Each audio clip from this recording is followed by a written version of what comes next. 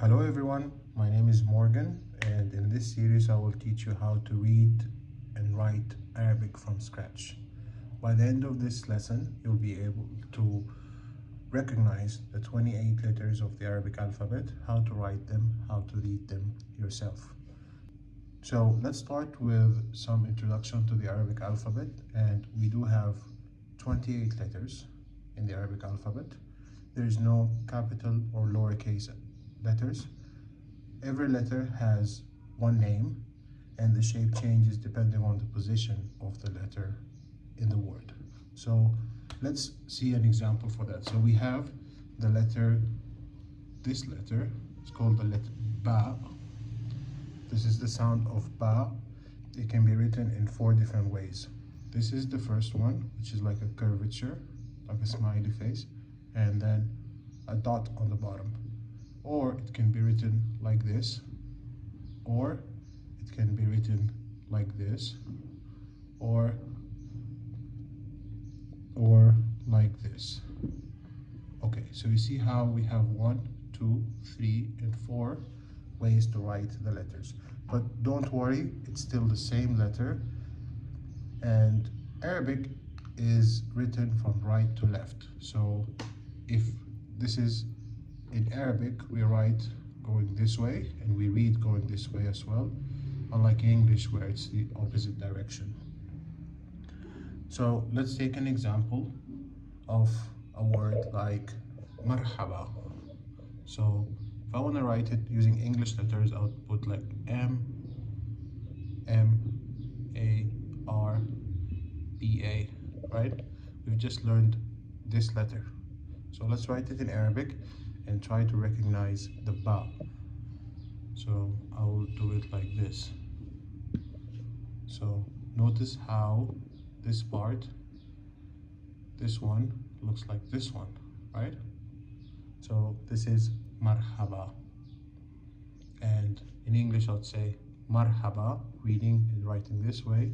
In Arabic I say marhaba, this way. So the next thing is that Arabic is somehow similar to cursive in English, where sometimes letters connect together. As you can see here, this is 2 letters connecting, but sometimes there's a gap. And the gap or connection is very important and crucial. And step by step, you will start to recognize when to connect and when to separate the letters from each other.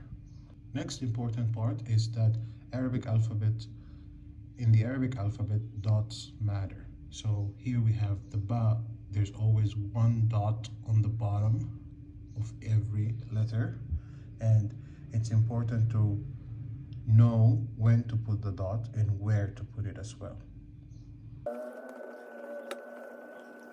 Now let's take another example for the letter ba, which is the word